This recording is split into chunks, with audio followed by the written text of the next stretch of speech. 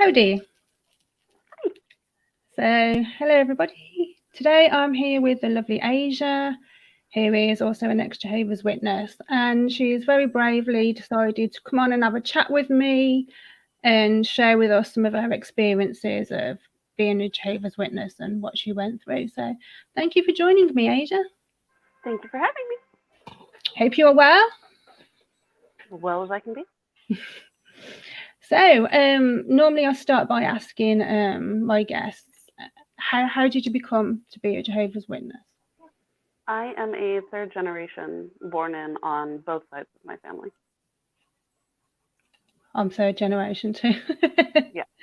yeah. So you was you brought up in it then, obviously from baby age? Yes. From birth. So what was it like for you being a Jehovah's Witness as a kid? Did you enjoy it? Well, no. I don't think anybody enjoys being a Jehovah's Witness as a kid. It's awful. You are automatically labeled different no matter where you go, just because of your clothes, just because of the way you talk, because you can't stand next to certain people. You go to school and you can't put your hand over your heart when they say the Pledge of Allegiance here in America. And I was taught not even to stand up. So I would sit down during that and everybody would stare. Even the teacher would stare. And I would just, I automatically felt like a loser because of it. And I would just sit by myself in the corner for forever. From preschool all the way up until I graduated, I didn't have friends. I didn't hang out with anyone. I didn't talk to anyone. Lunches were eaten in the bathroom in a stall by myself, so I would not have to be around other people because I was convinced that they were all going to die. And if I talked to them, I was going to die. So it was a very reclusive upbringing. Yeah. It's horrible, like being at school, and I was embarrassed to be a witness. I didn't really talk to people about it. I didn't want them to know. Exactly. Especially if you've been You're door ashamed knocking. of yourself. Yeah. Nobody wants to be weird. Nobody wants to stand out like that. Exactly. And if you've been door knocking the day before, the weekend, you go back to school, and you've knocked on someone's door who's at school, and you're just embarrassed to go and see them. And because now they know you really are the weirdo who goes. Yeah. So what about the meetings and giving talks? Did you find any of that enjoyable? I was a really vigorous note taker as far as talks and conventions and all of that went. My job was to write down the notes because my grandfather couldn't attend a lot. He was really, really, really unhealthy. And so I would take notes and I would read them back to him when we got home so he'd know what he meant. So I had to pay attention because I had to write everything down. I didn't look up. I didn't like watching them give the talks. It made me really uncomfortable. I didn't like men up on a podium telling me that I was. That just. I got enough of that at home. I don't need that. So it was just. We was made. My nose down. We had to take notes. Like, it was compulsory for us. Our parents were like, "You have to take notes." Yeah. But then sometimes we'd just be crafty and we'd go to the back of the pad and we'd play hangman. Like, my brother or sister sat next to me until we get caught, and then we were just like, "What are you doing?" We're just taking notes in the back, or noughts and crosses. I tried to do that once, and my mother started checking my notebook ever since after that. So we didn't get away with much. I got the beating of my life when she saw that I was doodling in the back of the book.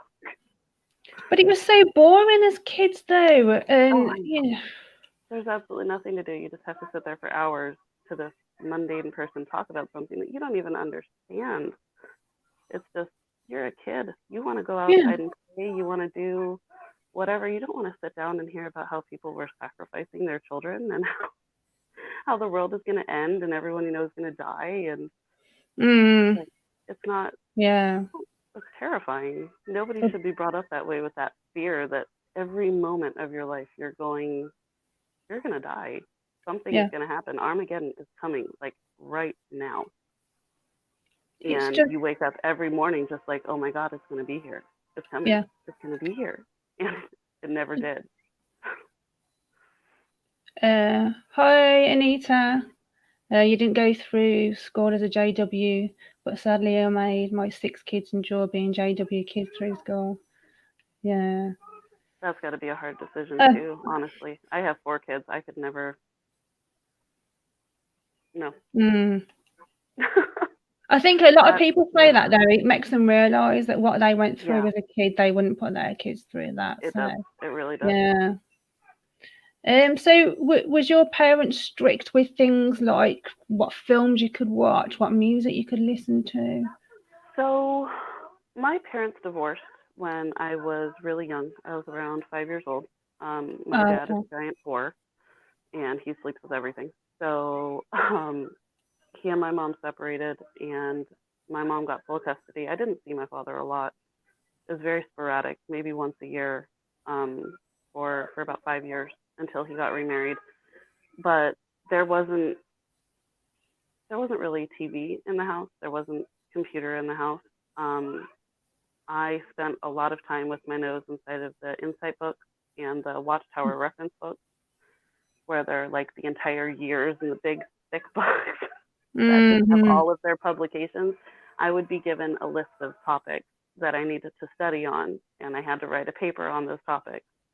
So that's what I would do all day long. TV wasn't a thing unless I was at my grandfather's, but if I was at my grandfather's, it was old musicals from the 40s and 50s. Mm-hmm. And I love those movies. I don't regret that at all, but there wasn't fun. There was no crazy music. If certain music came on, it had to be turned off. Mm-hmm. If it was rated PG or higher, it wasn't allowed. I did not see a rated R movie until I was 17. And I went and told the elders about it because I felt really guilty and watched it. But I don't really feel like I missed out on the movie thing just because I didn't know it was there. Because I didn't talk to kids in school, so I didn't know what was going on. Internet wasn't a thing, really. You had to have money back in the day, so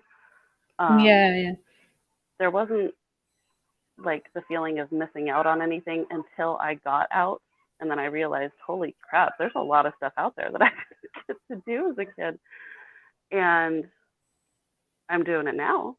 Like, I don't care. I'm gonna go Good to catch do up. whatever I want to now. I'll have my kids do all the things that I didn't get to do just so I can see the happiness in their face when they do it. Yeah, like we was like PG mostly films. 15s, it would be like, well, it depends why. If there's one swear word in it, kind of passable. But then we'd just go and watch 15s at the cinema, and my mum and stepdad would be like, what was wrong with it? Why was it 15? Oh, they just swore once, which obviously was a total lie most of the time, but yeah, at least we got to watch more films that way. Yeah. But like soap operas as well, we couldn't watch anything like that. And one time they put our TV up the loft for about a year or something. So then all the kids at school thought I was weird because they'd be like, "Did you watch Coronation Street last night?" And they'll be like, "Didn't you watch it?" I'll be like, "No, we haven't got a TV." And they'd be like, "What?" You're always labeled the weird. You're always the weird one out, always. And you just feel awful about yourself because you don't know what's wrong with you. But at the same time, you're like, well, these people are going to die soon, so their opinion shouldn't really matter. My feelings are hurt in the moment, but they're not going to be here forever. Yeah. I think that's how I got to write off a lot of the loneliness I felt was, I won't be lonely in the new system. I'll be okay because it's coming. I can be lonely now because I won't be lonely for forever because I'm going to live forever. Yeah. Saying that out loud, so it's so stupid. But you're so convinced of it at the time, and you're going to have a pet tiger and a pet lion and whatever else. You're going to play with all the wild animals. And I wanted a white tiger. I was convinced I was going to ride my white tiger all around the world. And then, oh God. And looking back now, you're just like, wow. Like, how did I believe that? How did my parents believe that? How on earth did my grandparents fall into this stupid trap? Like, when you're weak-minded, you want to believe. You want to believe anything. And when you're lonely, you want to believe that you're not going to be lonely. When you're sad, you want to believe that there's going to be no more sadness and pain, and they leech onto you. Yep. Just flashing some comments up here. Another third generation. We can't see your name unless you give StreamYard permission. You have to click on the link to share your name.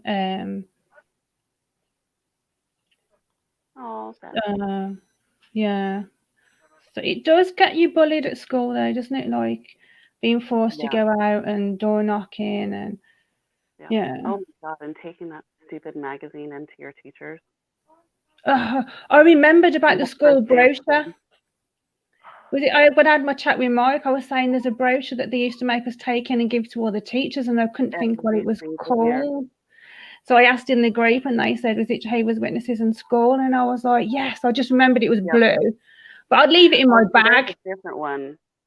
There's a different one here, and it's bright yellow, and it looks like it's just it's horrible. Somebody else said there was a yellow one, but they didn't know whether that was the one before or after. But they might have replaced it because I haven't seen that blue one round since 80s, 90s. So that might be the newer one then, because that was 1995 on was the golden one. The headphones. Yeah, that's probably what they replaced it with then. But I used to leave it in my bag, and my mum would be like, "If you give that to your teacher," I'd be like, "No, I forgot." Make sure you do, and I'd leave it in my bag as long as possible because I was like, it's embarrassing. Like for 1 year, and I went home crying. I felt so guilty, and that's another thing is the freaking conscience that they instill in you that everything you're doing is wrong and being watched, and you just feel guilty for everything. It's really.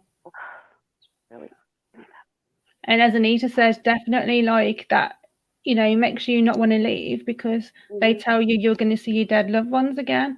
Like quite a few of my family members died when I was in the religion, like my nans and granddads, and you think you're going to see them again. And then it wasn't until afterwards I left, it hit me. Hang on a minute, I don't believe that anymore, but I haven't grieved for these people because they tell you don't grieve, you're going to see them. That's why this is like really difficult. I lost both of my grandfathers. Both of my grandmothers are still alive. Both of my grandfathers passed away. My dad's dad passed away in the 90s or early 2000s. I really don't remember. We moved.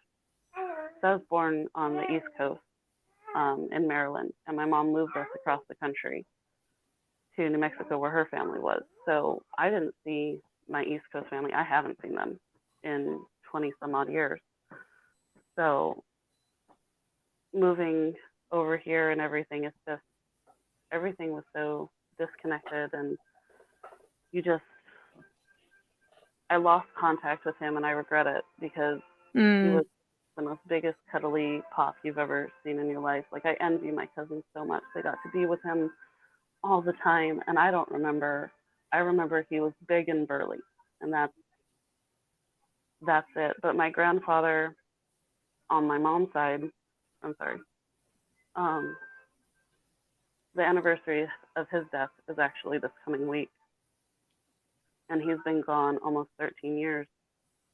And I remember when he died, I felt so disconnected to everything. And at the funeral, all they talked about was him coming back and everything like that. He was just sitting there so angry because my grandfather he was incredible.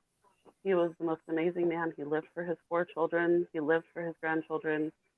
He was a closet case. He was very, very gay. And he was miserable in the hall. He hated it. But he was terrified to leave because he didn't want to lose his family. Yeah. And they took away his privileges when he told the elders that he had homosexual thoughts. So he wasn't allowed to play the piano at meetings anymore. And he died.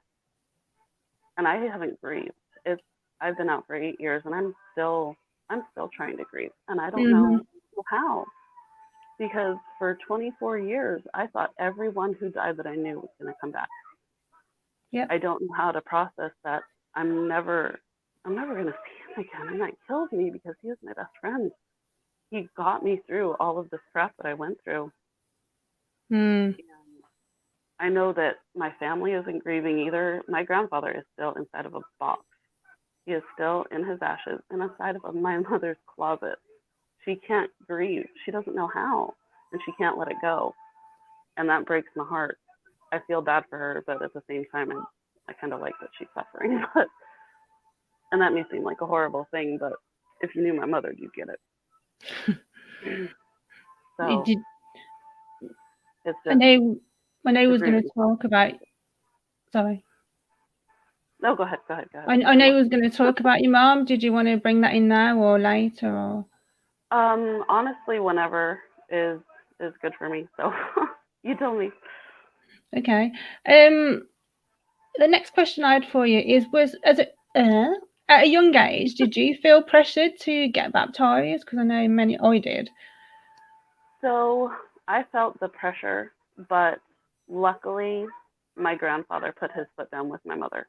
I think he wanted me to not. I think he, in his own way, was telling me to kind of steer away from it and do my own thing. When I told him that my mom had told me that she had wanted me to get baptized, I was 16 years old, and he told me that I needed to make sure I was ready. And I thought that I was, but at the same time, I just wanted my mom to just be proud of me for something. I wanted to be accepted. I didn't want to be the daughter of the single reject mother who just abandons everything and disrespects her mom. She raised me and everything. She did whatever she could, I guess. But I just wanted her to be proud, just once. And so I succumbed to it. I was baptized on March 24th, 2007. I hate that I can remember that day with such accuracy. I was 16 years old, and I remember crying through the talk. And I remember throwing up in the bathroom while I was changing to get ready to go to the pool at Johnson's Gym and get baptized. And the entire time, I'm trying to smile. And inside, I'm just like, this is wrong. I don't know what I'm doing. I have a feeling something's going to happen. And a year later, I was disfellowshipped for the first time. Okay. Did you want to tell us a bit more about what occurred there? So in 2000, 2 years later. 2 years later, I was disfellowshipped. A year later, he died. 2 years later, I was disfellowshipped. I fell off the deep end when my grandfather passed away. I tried to commit suicide several times. I didn't know how to go on without him because he lived with us every single day. Was just, I didn't know what to do. I didn't have anyone to talk to anymore. My mother was there, but I never talked to my mom. My best friend he was gone, and I didn't want to be there anymore. And I went off the deep end. I started smoking cigarettes, and I started drinking, and I started sleeping around with people I should not have been sleeping around with. And I got into a relationship in high school with a really humongous jerk who ended up knocking me up. And when I went to the elders and told them that I was pregnant, they asked me if I was keeping it. And I told them, well, yeah, because hello. And they told me that when he was born, they would make a decision. And if I was repentant, then they would see. Wow. So the brothers in my committee took me aside, and they told me that I needed to be really, really diligent in my prayers. And I really needed to study harder. And I needed to try to comment more, volunteer to do more talks, go out in service, just do anything that I could until the baby came to really show that I was in this and I was really sorry. Like, they gave me a chance to not be disfellowshipped. Right. I did what they asked as much as I could. My pregnancy was really difficult. It was my first one. I was a teenager. I didn't know what the hell I was doing. And then I was dealing with my mother constantly calling me a whore for it. So I was disfellowshipped. I accepted it. I went to the meeting where it was announced, and it was, I hated that day. I walked in to the congregation, to the hall, and I walked in, and every member came up and they hugged me, and they hugged my baby. They hugged my son, and they were just like, I'm so glad you're here. It's wonderful. He's so cute. No, no, no. And then they make the announcement, and everyone just stares at me, and they're like, oh, well, you're shit now. So you're no longer liked here. And everyone just stared and looked at me and then looked forward, and they never looked back again. And I remember when it was over, I gave my son to my mother because they still wanted to play with my son. So I gave my son to my mother, and I went and I stood outside in like the little reception area, I guess you could call it, like the entrance of the Kingdom Hall, and waited. And I was just looking through the door because they have the glass panels, and I could just see my son in all of these people's arms. And I remember being a kid and running to these people, and now they were rejecting me. And I was just like, I don't understand. How can you love the thing that got me disfellowshipped, but you don't love me anymore? Like, he doesn't need those hugs. He's brand new. He gets plenty. I need that. I'm losing everything I've ever known here.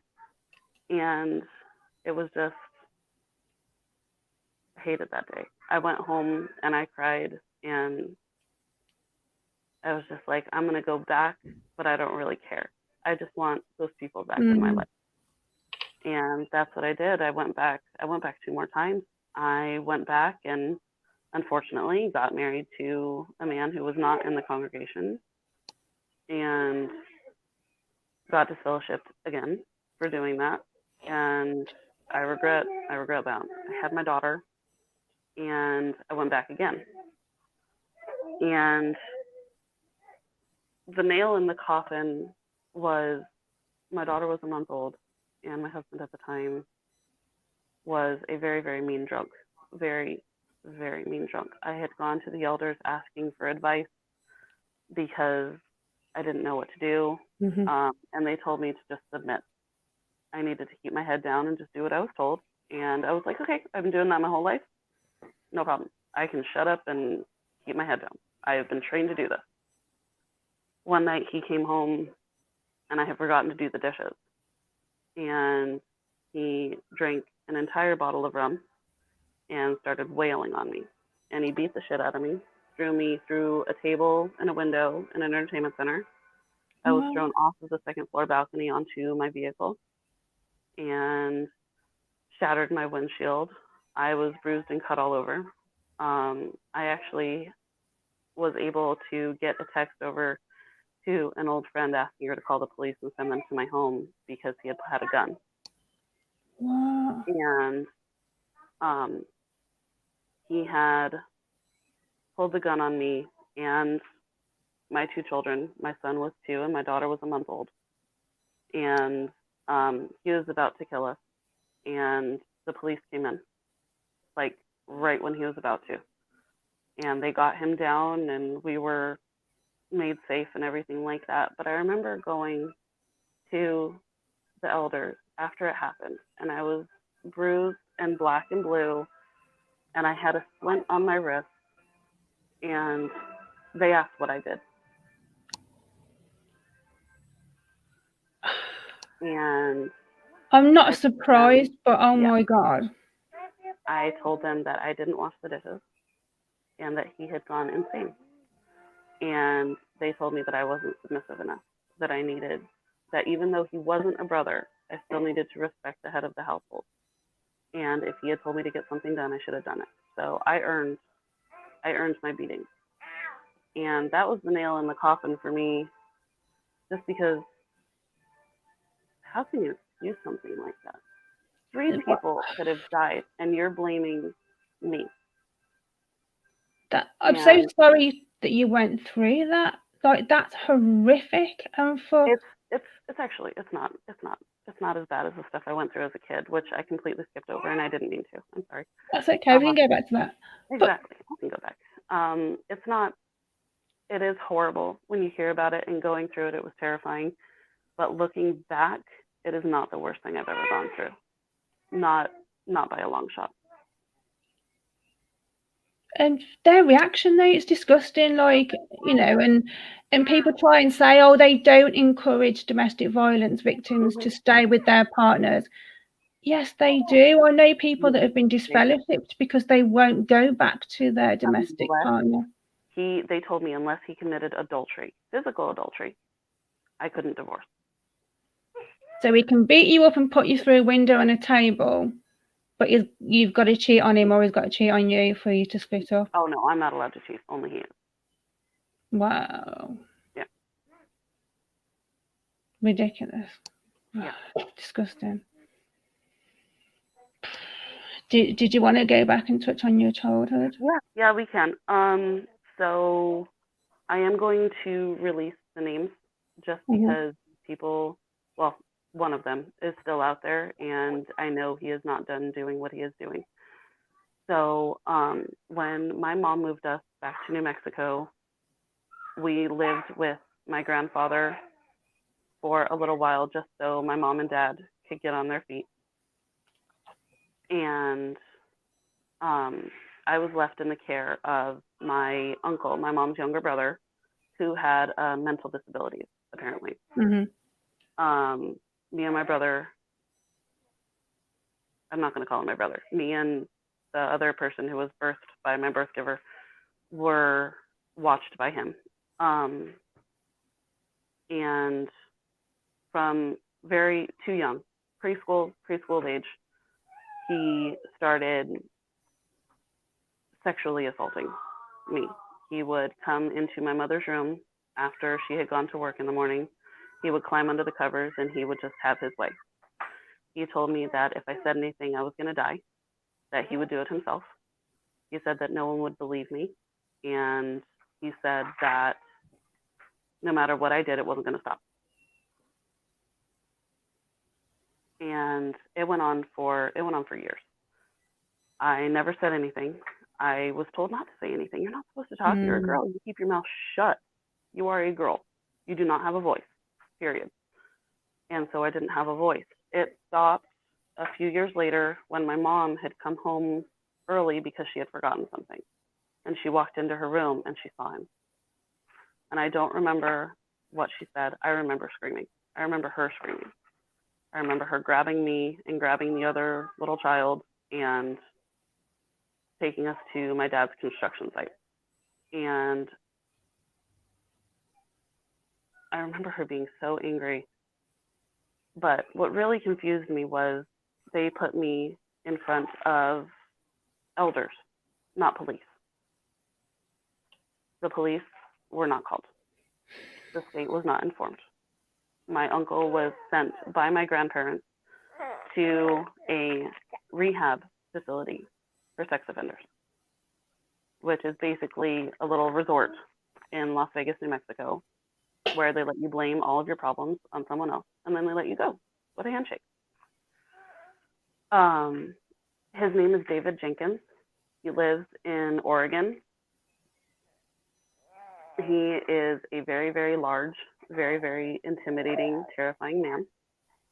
At every single convention, I should mention this, he was not disfellowshipped. He was not kicked out of the call. He was not done any of that.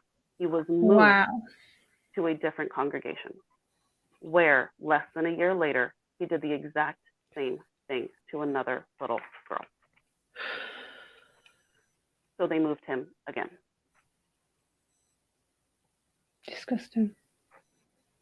I have tried to file lawsuits against him. One of them is in progress, and we'll see if it goes anywhere. But they're saying because it was family and not just the religious thing that they might not be able to touch it. So that's that one. The other is, his name is Dallas Aiken, was Dallas Aiken. I am happy to say that he is dead and gone. He burned alive, and I hope he suffered. Karma's a bitch. Sorry, I'm trying to open fruit snacks one-handed in this. This is a testament to the mother right here. No, it's not. I can't do it. Okay. Oh, thank you. The other was my aunt's husband. So my mother had 2 brothers and a sister, and my aunt got married to a man named Dallas eons ago. Just the shortest, creepiest little man you've ever seen. Like, have you seen what's his name? He's the crazy exercise video guy, and he has the big curly hair and the headband, and that is his doppelganger. He looks exactly like he is just creepy and weird and short. I say short because like I was 12 years old and he was like a few inches shorter than me. And my aunt's a good 6 feet tall, so I don't know. Anyway. So he was always a weirdo. My mom worked 24/7 to support me and the other little person. You were not having a brownie. My mom worked constantly, so me and the other little person with me. Okay, I'm gonna explain this so it doesn't seem like I'm crazy. I have a biological brother who sexually assaulted my little sister when she was the same age I was the first time that I was sexually assaulted. So he is not my brother. Mm-hmm. He has no relation to me. He's a giant sack of shit, and I hope he dies. So that's why I'm addressing that like that. If anybody's wondering, I'm not being weird. He's literally the worst person ever. So back to that. My aunt, my granddad, my grandma, they would all take turns watching us for my mom, just because we weren't around. My dad, he was a drunk and he had a new family. He got remarried and had more kids, and we weren't needed. And we went over there one year, and it was the 4th of July, and that is a humongous holiday over here. It's our Freedom Day. Fireworks are everywhere. And even though they didn't celebrate it, we watched the fireworks. And they lived out in the middle of nowhere in the desert. And New Mexico itself is just a desert, but they lived even more out in the desert, where the nearest neighbor is 2 miles away. Right. And they had this little rinky-dink trailer, and me and my brother are passed out on the floor, and my aunt, I should mention, they weren't part of the hall like fully, because they were still doing drugs but going to meetings at the same time, which is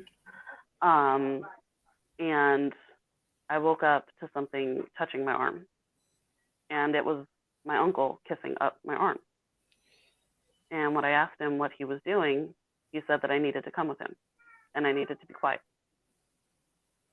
So I followed him, and he took me into the kitchen. And he laid me down on the floor, and he told me to shut up, and he held a knife, and he said, "It'll happen if you don't." And I kept my mouth shut, and I cried, and I remember my aunt's dog outside scratching the door trying to get in. Wow. Sorry. Yeah.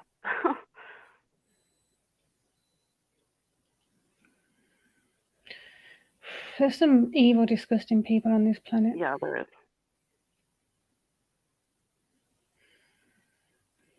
Yeah, like Anita said, that is a normal thing. Like, move them to a different congregation where they haven't got to deal with them. But like, what happened in your instance? What about the other innocent people that are going to get abused there?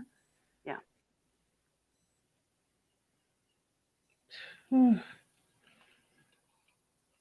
I just lost for words. Like, it's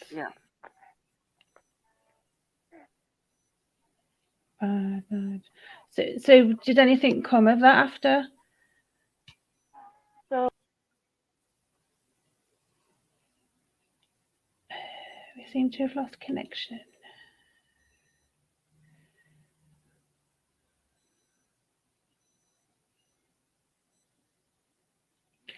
Okay, Asia's popped off for a minute. Hopefully she'll be back. Yeah, she's been through some horrific stuff.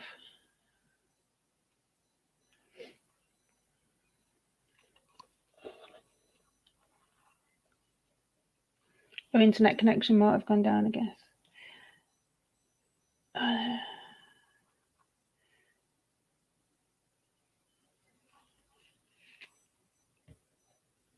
hopefully she'll come back and join us. I agree. Mike, definitely brave. Same as you were when you came on and told your story, because your story made other people come forward as well.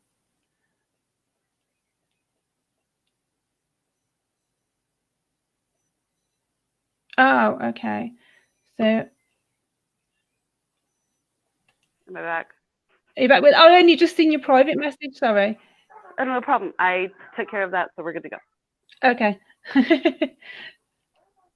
Yeah, we had a few more comments come up. Oh, of course, I missed all the comments. Yeah. Mike was saying you're brave. And he's speechless. And Anita was saying, "My goodness, you've been through so much. Sending love and hugs from the UK." Thank you. So yeah, I agree. So yeah, did you want to carry on with what we're talking about? Yeah. I apologize. About your uncle that took you into the kitchen. Did anything come of that after that? So after he did what he did, I kept it to myself. I was really nervous, and I didn't want to ruin everything. I knew that if I had said something, everything was going to be different. I wasn't going to be able to see my aunt anymore. I wasn't going to be able to see her dogs anymore. And I know that's such a silly thing to worry about, but when you have nothing else, you get excited over little things. And a big giant wolf dog, like, who wouldn't want to play with a wolf? But it went on for a while, just because I didn't want to say anything. I knew I could be quiet because I had been quiet before, and I have been trained to be quiet. You are a woman in the congregation. You are no better than the dirt on their shoe. You don't have opinions, and if you have one, it doesn't matter. So it was a good 4 or 5 months. No, I'm sorry, 4 or 5 years. 4 years. 20. Sorry, I'm doing math, and I don't. Yeah, it was 4 years. And we were going swimming with my aunt and her husband, and he had tilted the mirror in the car to look at my legs because I had my swimsuit on while my aunt went into the gas station. And at that moment, I realized I am disgusted. I feel sick, and I don't know what to do, and I don't feel safe, and I don't want to be here anymore. And I requested not to go over to their house again after that. And my mother didn't know why, but she accepted because I begged and pleaded my grandfather to let me go with him instead. And of course he said yes. He would say yes to anything. I was the only granddaughter, and I was a spoiled little brat when it came to that man. I'll admit that proudly. But I was going over to his house because I would go over there every Friday through Sunday. I would go to the meeting with him, or my mom would join us, and we'd go to the different hall because there were 3 different ones that we would go to because we just knew so many people. And I was getting ready to go over to his house on a Friday, and I wrote a letter to my mom. And I wrote, "I'm really, really sorry, Mom, but Dallas did what David did. I'm sorry." And I signed it, and I put it in an envelope, and I put it on her bed because I knew that she wouldn't be going to her room for a while. And my grandpa came and picked me up and took me home. And an hour later, my mom is at his house. And she grabbed me, and she's like, "What on earth happened?" And I told her. And I told my grandfather.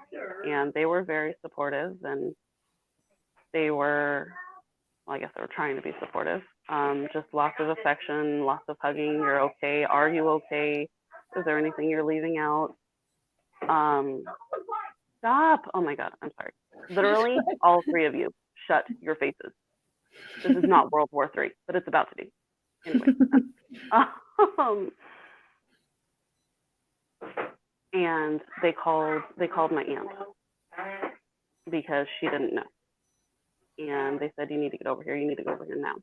And she lived about an hour and a half away because she was in the middle of nowhere. And she drove over, and she walked into the house, and she glared at me. And I was kind of shocked. I was like, I don't understand why you're mad at me. Like, I haven't even told you anything yet. And she sat down in between my mother and my grandfather on the couch, and I was on a separate chair. And she crossed her arms and she just looked at me. She's like, I know what you did. And I just, what I did? I don't understand. What did I do? And that's when I realized and found out her husband had told her that I seduced him. I was wearing a nightgown, and I begged him to do what he did. Wow. And he couldn't help himself, and I was just so persistent. And I tried to take her husband away from her.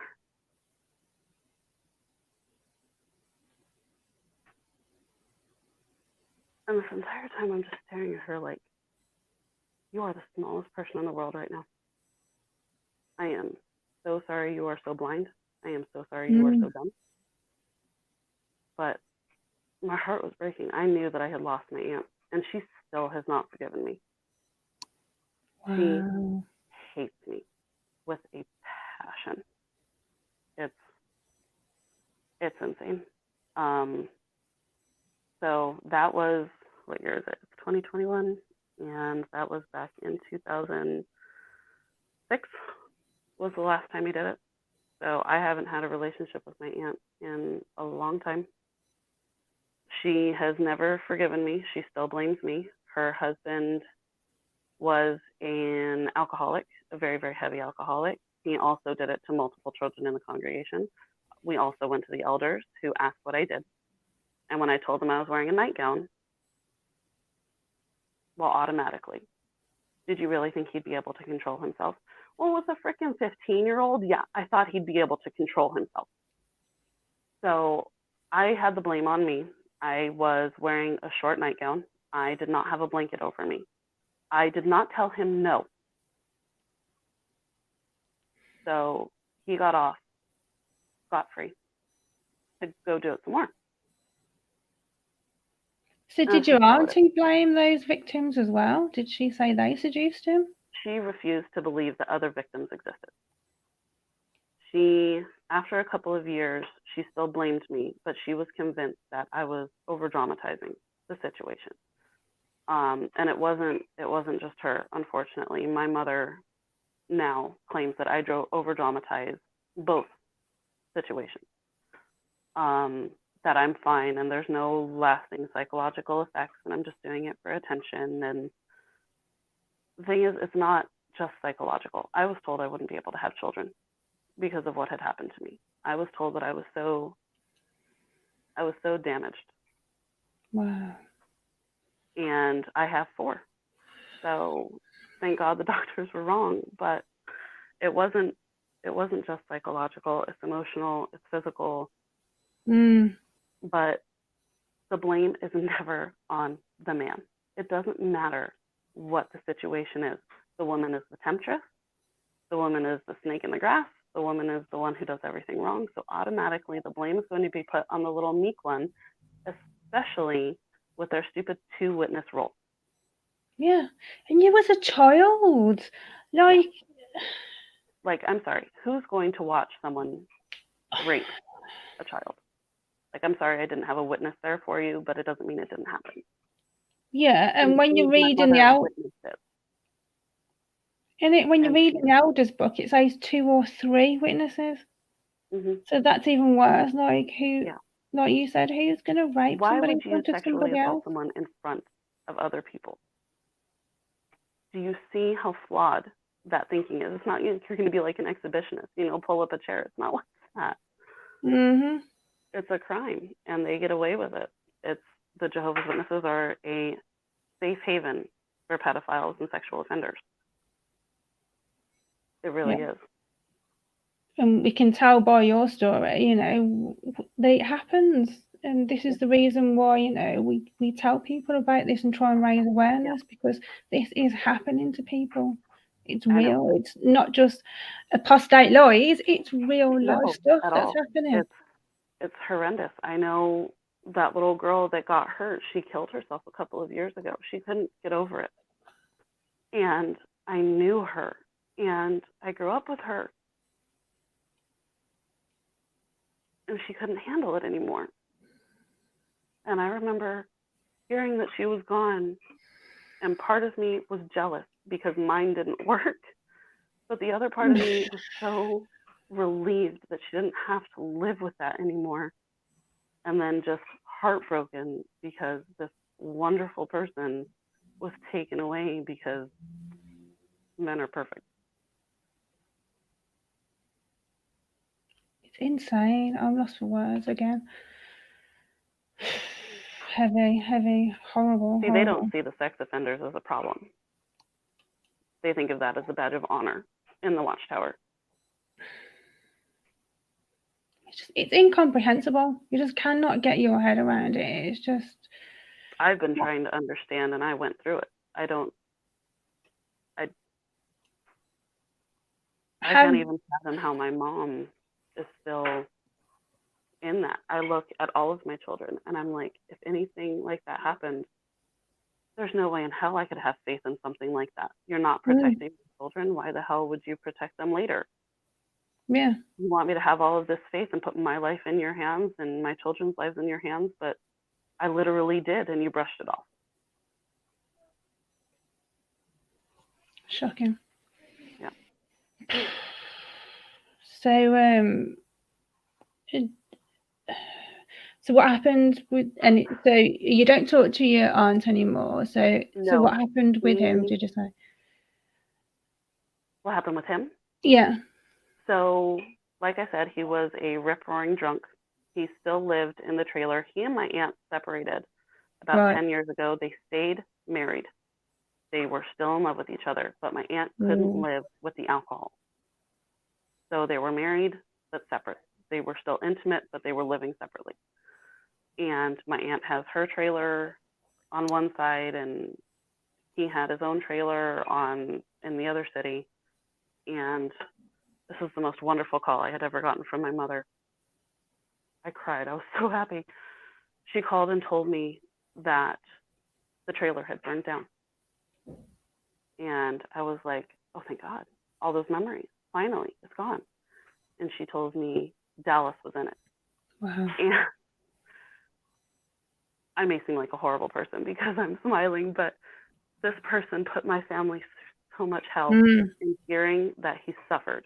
And he literally burned alive because he was so drunk and couldn't move. Wow. It's the most amazing feeling. Wow. I felt a huge weight lifted off of me because this monster was gone and he couldn't hurt anyone else.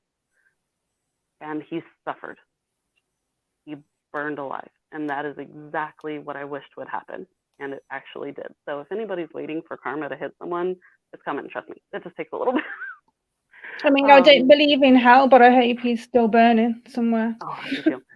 I don't believe in heaven or hell, but if he's still burning, I'll take it. I don't care where it's at. Oh, no. Yeah, and like Anita said, that she would have gone straight to the police if anyone had reported sexual abuse to her. That's like really funny because in the hall in New Mexico, my mother had a best friend who kind of helped raise me. She had children of her own. She was a second mother. She was a wonderful woman. She's actually not part of it anymore. She got out a while ago. Her and I kind of reconnected, and then she vanished again. So I don't know why. But she actually worked for the police station. She was a dispatcher for the police. Right. And I didn't realize that my mother didn't tell her because she knew that she would have told the police. So we had police in my family, literally right down the street with this woman I would go to. And she didn't know, or else the police would have been called. They were specifically told not to go to the police. This is a congregation issue. They will handle it in the congregation, which means they're going to move the pedophile to a different congregation with more children for him to prey on. But it's going to be across town, so, you might not ever see each other, except for at the conventions when they will conveniently walk and brush your arm as they walk by. Every single year, I would see Dallas and David, and they would both walk right by me and touch my arm. Oh, And I was that not just gave left. me a shiver. The thought of that is just like, I would get so sick when I saw them walking up. I would almost run. I couldn't get away fast enough. I would go hide yeah, in the bathroom, or I would go hide in between like a group of sisters talking or something, just just to hide a little bit, just to blend in somewhere. Um, because it's terrifying. You're at this congregation, you're at this giant convention with thousands and thousands of people, and you see the person that attacked you. Yeah. And you look across the way and you see the other person that attacked you. And you're just like, they're both here. They threatened my life, and they are literally right next to me. And this is supposed to be okay. Mm-hmm. So they offer protection, and you have no protection. They're just going to throw you right back into the fire. Yeah. It just shows how much they care for the victims. Yeah. Hello. Yeah. Ugh. I know, like, when I left, I looked up on the sex offender register for who would have been at my convention, and there was at least 5 known sex offenders that would have been at my convention. And I think back, I could have sat next to them and not known. I would have trusted them. You know, if the brother at the convention says, "Oh, come over here and show me what you've wrote," or "Come and sit next to me and do this, give me a hug," you wouldn't bat an eyelid as a Jehovah's Witness kid. And you'd send your children off to go hug them. Go say hi to brother so-and-so. Go give him a hug. Hey, there's your buddy. And you don't know, oh my God, they did this. Like, Yeah. there was a family at the congregation with David, and they had a little girl sitting on his lap. And I was just like, get her off immediately. And they just looked at me like, no, she's fine. Why would we get her off? There's nothing wrong with this. I gotta leave. I walked away. I was just like, they're not protecting anyone. I don't care if they don't protect me. I've been attacked my entire life. I'm gonna keep getting attacked, and I'm gonna keep surviving, and that's fine. But if I can help other people, I'm my damnedest. And that mentality, I'm still trying to work out. The whole you yourself, you're not anything that everyone else is. I'm trying to get over that. I'm still like that. I'm trying to get over it.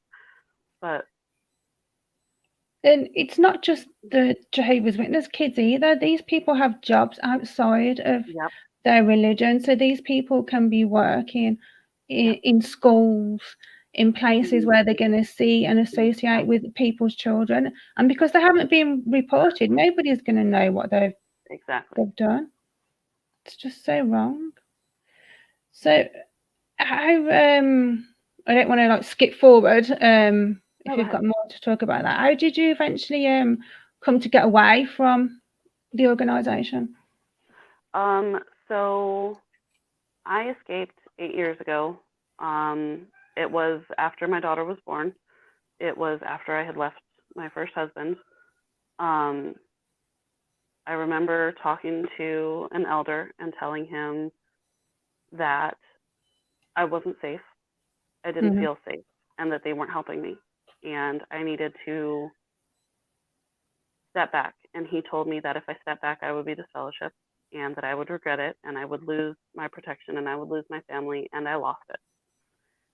I ended up cussing at him. I told him that you didn't protect me, and I know that you're not going to protect my children. I'm not going to stay in a place where I am allowed to be bruised and bloody and beaten to a pulp, and you guys blame me for it. This is a back-assward way of thinking, and you guys can shove your cult up your ass. And I took my children and I walked out. I got a call a week later from my grandmother telling me that they had announced that I had been disfellowshipped for the 3rd time. And that phone call was me free. I didn't have to look back. I knew I had lost my family, but I had lost them before. And my theory, my whole philosophy thinking with this is, if I'm not important enough to them outside of a religion, if them raising me, if them caring for me when I was sick and going through all of this with me, if vacations together and family reunions, if that's not enough to keep them in my life, then they don't need to be there. And I think that's something that a lot of XJWs struggle with, is the losing the family. And I can relate to that. I was raised by my entire family, cousins, second cousins. There are 30 of us on both sides, and it's a humongous family that you're losing, but is it worth being in it just for people who want to love you conditionally? I want my family to love me because of me, because I am a nerd, because I love to read, because I love to swim, because I'm obsessed with cats. Like, I love weird, wonky things. I want to be loved for that. I want to be loved for me, not because of a religious affiliation that may or may not be true. That is not true. They're not worth my time if I'm not worth theirs. And I've decided that my time is worth more than their crap. So if they come up to me, they come back to me and they say, hey, I left, I'd love to be part of your family again, we really miss you, with open arms, I will be the happiest person on the planet. But I can't regret losing family, because I didn't have family. I had cult. I had obedience. I had do what you're told and respect your elders, or you're going to be disciplined. I had do your studying or else. There was no be yourself. You weren't yourself. You were whoever they wanted you to be. And I'm embracing myself. And I didn't do then. And I can now. It's weird, but it's freedom. It's so insane. And part of me will always be trapped, I'm sure. I wake up every morning and have a panic attack right as I sit up, because I can't believe I'm still alive. Because I really do believe I will die any minute. It's coming. I get sick physically. I have horrible anxiety. I'm shaking like the son of a bitch right now. Same. I feel you. Yeah, it's just the lasting effects. They'll always be there, but pushing forward and moving on with it is, I guess that's the best advice I can give, is just I was going to ask you if there's happen to be any witnesses watching this right now that is in the position you was in. I was going to ask, what advice would you give to them? Just take time for yourself. I will tell you right now that you do matter. It does not matter what anybody else says. It doesn't matter if you are a woman and a man is telling you that you aren't shit. You are the baddest bitch on the planet, and go do yourself and be happy and be you. And the same goes for the men. If you are unhappy in your situation and you want to get out, you are not alone. There are so many of us in the XJW community who will open-armed, unconditionally welcome you in with all of your quirks and your weirdness and your love and everything. You will lose your family, but you will gain a much bigger one that understands everything you've gone through, because we've all gone through it too. It's horrifying, but at the same time, it's elating. It's terrifying being free, but you won't trade it. You won't regret it. I mean, they teach you there's a lot of bad people out. No, but they teach you everyone out here is bad. And there is some bad, horrible people. I'm like, the worst people I've ever met in my life were the ones on that stage giving the talk. Yeah. They were the ones holding the microphone, handing it to you for the comments. Yeah.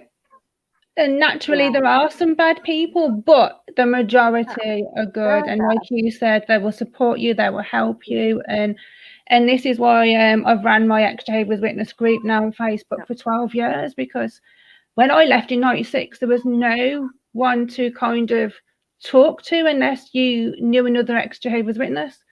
So now, like, everybody can get together and, talk about their experiences. And there's a lot of people like yourself in my group that have, at one time or another been so low, tried to take their own lives. People are going through depression, anxiety.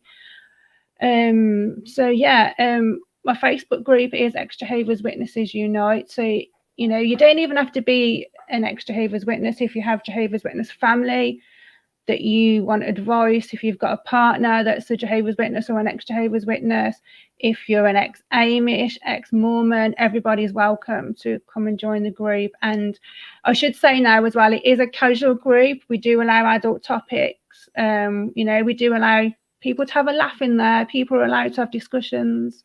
You know, Yeah, not get so do you know what I mean? But you're free. It's a freedom page. You don't have to be afraid. You can be yourself.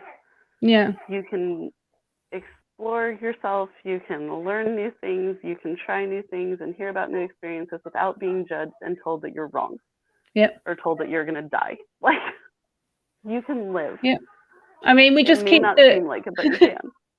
In the group, we keep the God, Bible, Jesus subjects to one post, so it's not all over the wall and politics, because politics people just argue about. People can't have a conversation without arguing about politics. So that post I've said from the start, I'm not even moderating the post. I was like, you're in that post, you have your own back. You don't get no admin back up in there. Yeah.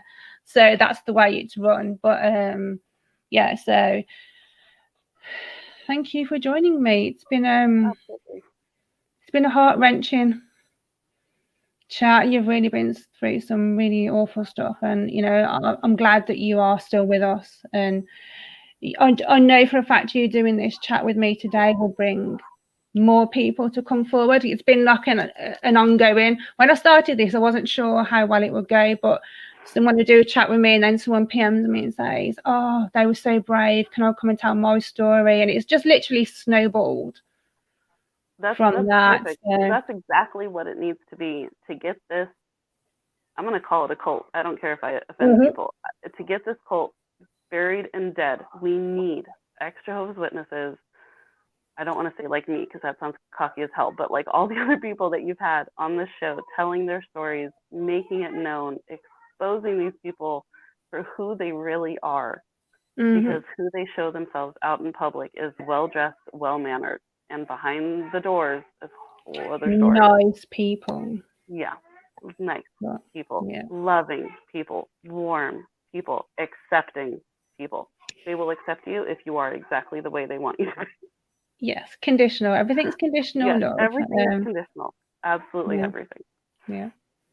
And you are a survivor and a true warrior. And Thank you for joining me today and sharing your experience. It must have been hard to talk about some of the things you spoke about today, and I thank you for that. Yeah, it's all right. And thank you to everybody who watched and commented. We appreciate your comments. And so I think I'm back trying to think of what even day it is. I have one Tuesday, Wednesday next week. I think I'm trying to do 2 chats a week. So yeah, I'll be back next week. Mike said, definitely a warrior. So thanks for joining us, guys. I'll play you out with our intro. I need to get into the habit of doing this. And I'll speak to everybody soon. Bye.